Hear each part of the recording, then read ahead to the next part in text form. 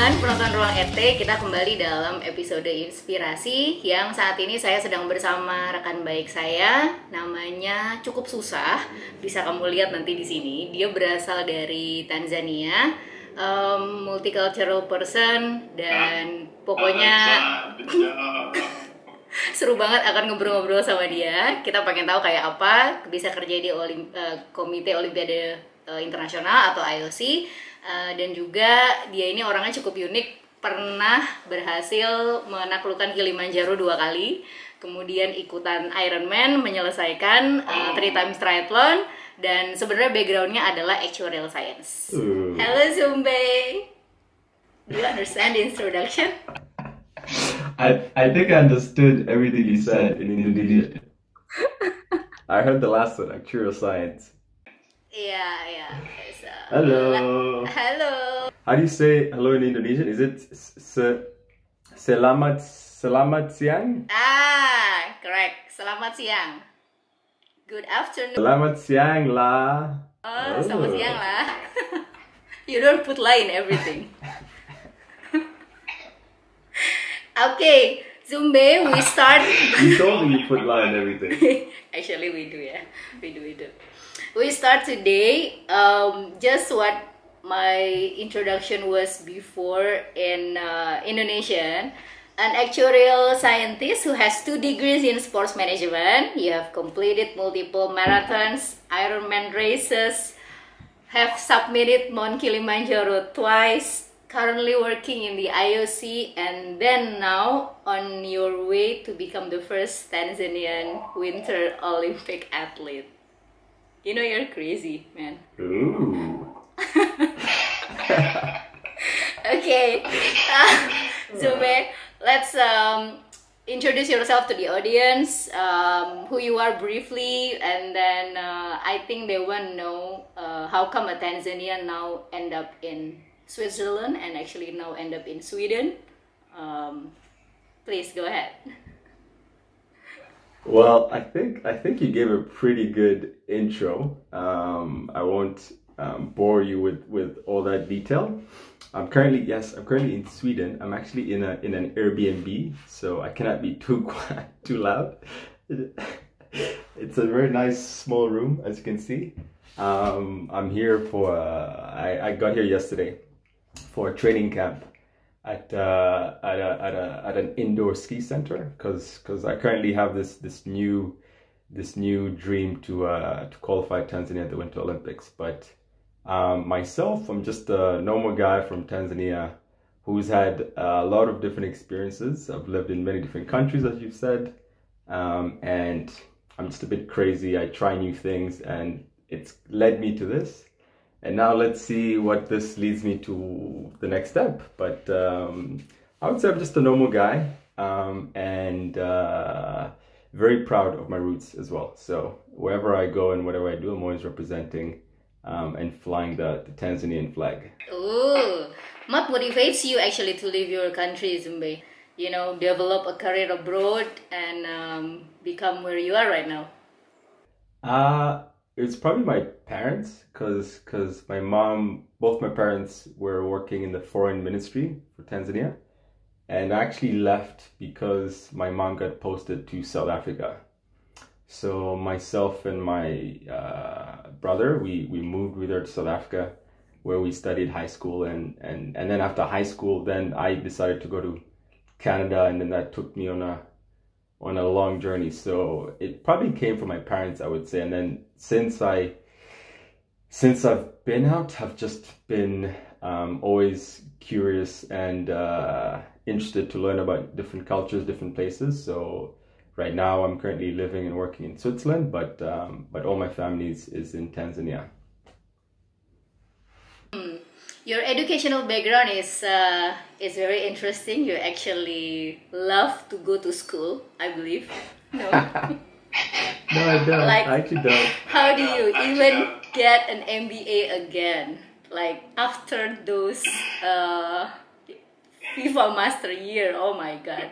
Like you went up from actuarial science to have the football management first, right, in Spain, in Barcelona, and then after that FIFA Master, and then after that you took another MBA. So based on that, were you lost, or or why did you choose that path? No. Well, I would put it this way. In the beginning, I was definitely lost. Because, you know, when you're finishing high school and you're still so young, I think most people don't know what they want to do. And even if they tell you they know what they want to do, they don't know. Like, I want to be a doctor, I want to be a lawyer. I think at that age, you don't really know. So I chose to study actuarial science because I was good in math. That was the only motivation. I was like, you know what, let me choose something I'm good at. And then once I started studying it, I was like, no, I'm not gonna be doing this. This is not who I am. So I quickly realized that I'm a very social guy. I like sports, so I wanted to get into that. And then it led me to the Johan Cruyff, because the interesting thing about the Johan Cruyff Football Management Masters, it was online postgraduate degree.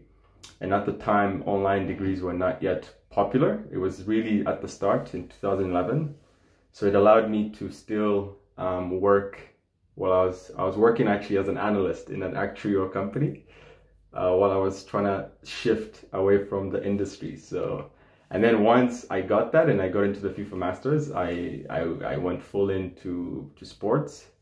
But then I also realized that, and you can relate to this, we didn't really, FIFA Masters was fun. We learned a lot about sports history, sports culture, sports management, sports law, but we never learned the business side truly. We never really learned, like, we never went deep into financial analysis, accounting, all these things. And I just felt insurance, guys, we learn many things. Yes, correct. So I wanted to do the MBA. I wanted to do the MBA to have more the professional business training, particularly from an innovation standpoint. And I found a really good MBA from IE in Madrid, and it was perfect. So I wouldn't say I like studying. I'm done with studying, but I do like learning. So these days I still push myself to keep learning, but I'm no longer going to be doing degrees anymore.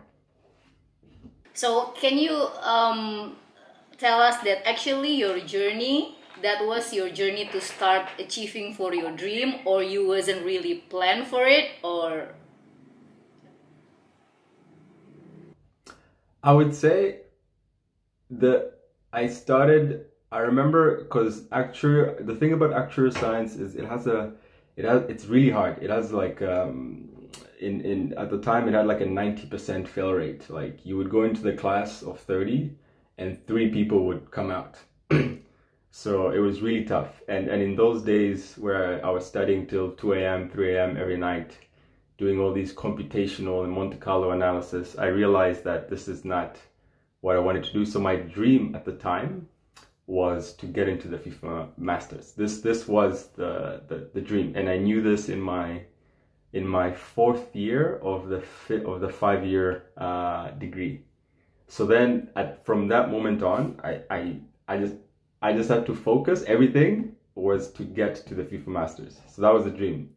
So even the Johan Cruyff, it was a step to get into the FIFA Masters, because I didn't have any sports background. Like, I didn't grow up doing sports, playing sports professionally. So I needed some sports background.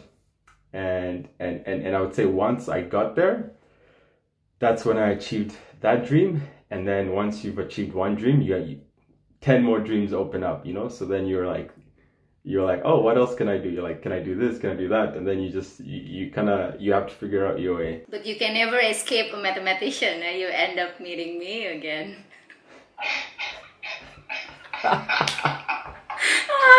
Yes. So may you remember? We did. And we came up with a very complicated project for the master that even the people didn't understand what we were trying to do. Yeah. So in the end, math is very useful. Oh my god. Actually, Nzumbe, being a Tanzanian, I think maybe you and I can relate this. Like, you know, a country which located in Africa, where sometimes people had imaginations on their own about your continent, your country, right? Like the imagination is just so wild sometimes. Even it happens to me as well. Yes. So Yes. how do you cope with that stereotype that, you know, maybe everyone want to save Africa, or how do you cope with that stereotype? I know, it's quite funny actually. It's really quite fun. It's like first of all, the funny thing about me is whenever I've met people abroad, and this is in everywhere, in Canada, in Europe, and across, they don't even know Tanzania. That's the first part, is that they don't know Tanzania. And we're a big country. We're a country of 60 million people. Oh my God. But they've never heard of it. So I'd be like, I'm from Tanzania. They're like, what? They're like, Tasmania? And I'm like, no. I'm like, that's in Australia. I'm not from Tasmania. So the first part is always just getting people to understand that we exist and we're actually a big country. And then, of course, there's always these stereotypes that but it is true in the sense that we're one of the poorest countries in Africa. But then they always think, oh, there's like giraffes and zebras walking around everywhere. And you're just like, no. But half the time, to be honest, I have fun with it. I always play around with it. And I always tell people when I was young, like I would wake up and there'd be like an elephant outside my room, like going, wah! You know, and then like I just joke around with it, and I just make them realize how stupid this idea is. It's just because we're from a African country doesn't mean like we're living in the jungle, or like, you know, with animals all around. So it's just more, I always have fun with it, and I don't take it personally. And they quickly realize that, you know what, like, yes, like there's normal people in Tanzania, and we're also capable and smart just like anyone else. It's just that you don't hear about us in the news or in the media. But yeah. Okay. So I would say I don't take it too seriously, to be honest. I just always brush it off, and I always turn it into a funny thing for them to realize that their stereotypes are in some cases, even though they might be true, that we're a poor country, but we're not like begging or suffering or anything. Like, actually the happiness levels in Tanzania are quite high. Like, people are very, very happy, it's a more communal thing. And I actually prefer that than in most Western countries where people don't even know their neighbors. So it's weird. It's a weird dynamic, that one. Yeah. Okay. I'm not sure, is this a real job or is this a game? Characters. Not interested by it, but I applied because I didn't have any job to graduate. And then when I got it, I was like, oh.